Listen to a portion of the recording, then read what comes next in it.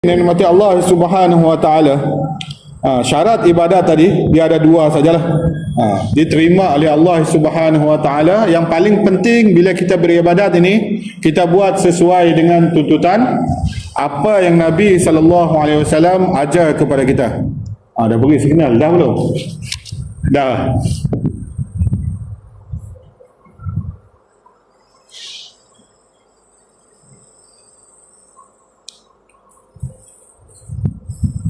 Baik, dalam solat tuan-tuan, sebagaimana yang saya sebut, solat ni yang paling utama lah. Sebab bila kita dimasukkan dalam kubur pun, benda yang antara yang awal ditanya adalah berkaitan dengan solat juga. Saya bukan nak kata saya ni bagus. Semua dalam kalangan kita ni, yang membezakan kita adalah keimanan. Dan dalam kalangan kita ni, bukan nak tengok title kita, pangkat kita, bukan. Saya ke depan ni bukan nak kata saya ni paling bagus, paling banyak solat sunat, paling banyak puasa, bukan. Sebab ibadat ni sebaik-baik dia adalah tersembunyi sebagaimana yang saya sebut tadi lah. Tak perlu kita hebah-hebahkan. Baik, kita bagi laluan untuk azan.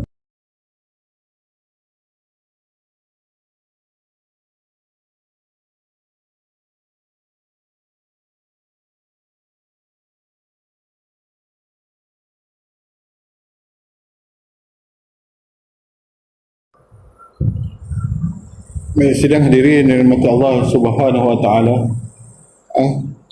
Jadi saya nak tutup tazkirah ringkas saya pada malam ini dengan dalil ikhlas lah, sebagaimana dalam surah Al-Bayyinah, wa ma umiru illa liya'budullaha mukhlishina lahuddin, yang mana maksud dia adalah wa ma umiru illa liya'budullah, dan tidaklah disuruh kita ini untuk mengabdikan diri kita kepada Allah Subhanahu wa taala kecuali dengan keikhlasan.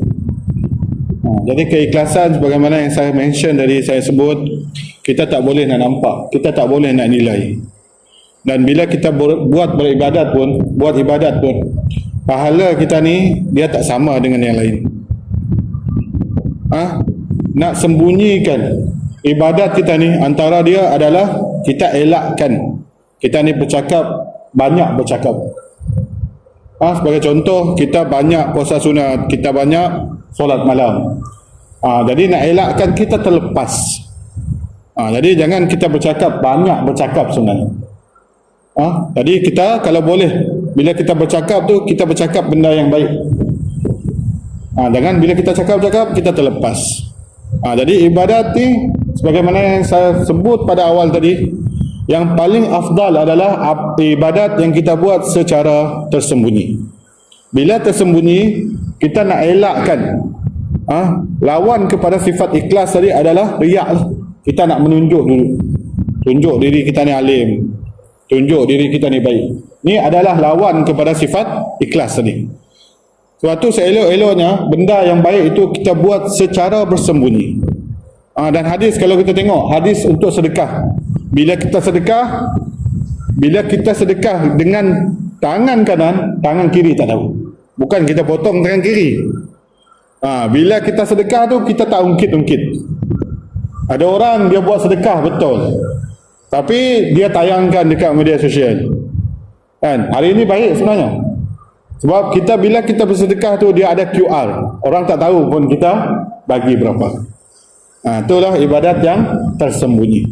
Nak mengelakkan munculnya sifat riak, sum'ah, ujub. Ujub ni kita membangga-banggakan diri kita ni. Kitalah terbaik, kitalah yang paling banyak beribadat, kitalah yang paling banyak ilmu. Sum'ah ni, kita ni minta puji. Ni lah kaki masjid. Semua ini adalah penyakit hati yang menghalang sifat ikhlas bila mana kita beribadat. Baik, sidang hadirin yang dirahmati Allah Subhanahu wa taala, sebelum kita dirikan solat, kita buka dahulu untuk sesi soal jawab. Ada soalan tu? Ya.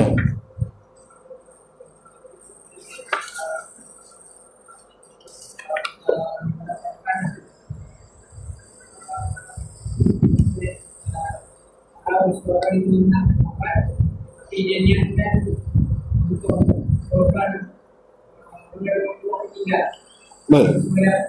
Dia yang meninggal, pasti dia nak korban kemudian ke korban di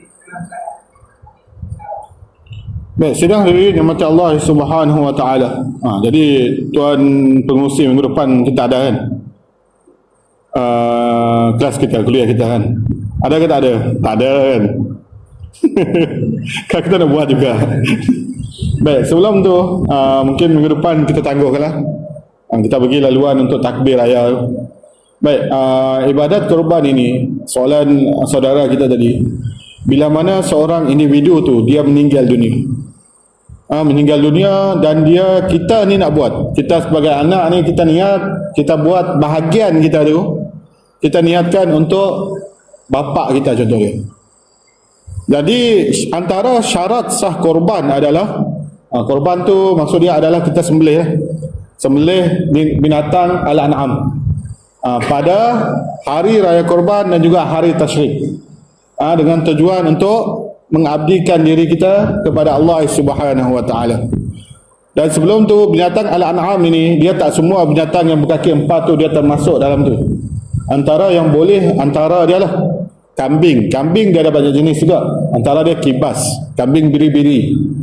Selain daripada tu unta, sapi. Sebagai kalau kita tengok Bakarah termasuklah. Tapi ada juga haiwan yang berkaki empat dia tak termasuk. Contoh dia kancil, dia tak termasuk kancil. Sebab dia tak termasuk dalam binatang al-an'am tadi. Selain daripada tu ada juga yang kata pelanduk. Sebagian ulama kata dia tak termasuk.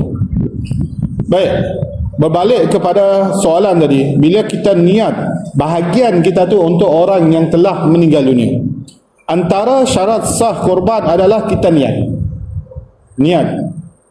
Jadi kita niat korban. Tapi kalau orang tu tadi kita buat tu tanpa pengetahuan orang yang kita niatkan tu, jadi untuk dalam situasi tersebut ibadat korban yang dibuat tu dia tak sah. Syarat sah tadi dia mesti niat dahulu. Melainkan sebelum dia meninggal dunia tadi, bapa kita tadi ataupun saudara kita tadi dia pesan kat kita. Dia pesan kat kita kalau boleh tahun ni dia nak buat korban.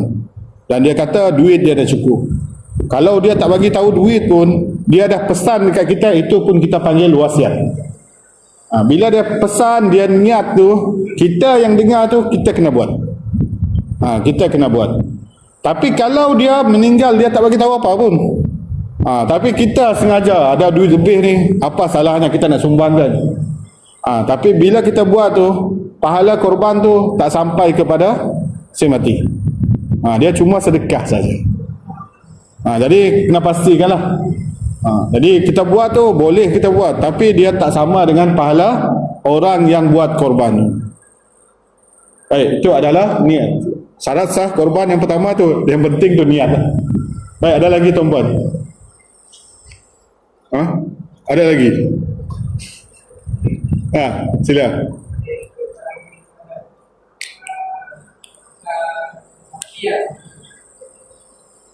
Tapi itu dia melanggar itu dalam satu kita dalam ini dia kopi begitu tapi di secara ada. Baik, dia termasuk dalam bab sembelihan ataupun bab korban ni? Sembelihan. Baik, untuk sembelihan dia tak ada masalah lah. Untuk sembelihan ni antara syarat untuk haiwan dia mesti ada hayat mustaqirah.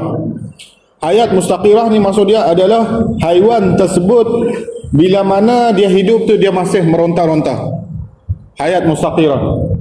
Jadi bila sebelum dia mati lah. Jadi kita langgar tu dia masih ada lah meronta tu. Kalau haiwan tu kita jadikan sebagai korban dia tak sah. Sebab dia termasuk dalam kecacatan. Buta pun tak boleh, ni kita langgar. Tapi kalau kita sembelih macam biasa, dia tak ada masalah. Melainkan bila kita sembelih tu, memang hayat dia tak bergerak pun dah. Memang dia langgar tu, dia peng macam tu, tak gerak lagi dah. Tak gerak, tunggu masa nak mati. Bila kita sembelih tu, dia tak dikira sebagai haiwan sembelihan, dia termasuk dalam bagai. Sebab syarat dia tadi, dia mesti ada hayat mustaqirah, dia mesti ada melontar, dia mesti ada tolak-tolakan dia. Ni maksud dia. Tapi peng tu dah tunggu nak KO tak boleh dah. Jadi bagilah kat orang lain. Baik, ada lagi? Baik, tak ada? Baik, kalau tak ada, insya-Allah kita akan sambung kuliah kita selepas raya haji. Baik, sebelum tu saya nak mengucapkan jugalah selamat menyambut hari raya Korban dan juga selamat berpuasa pada hari Arafah.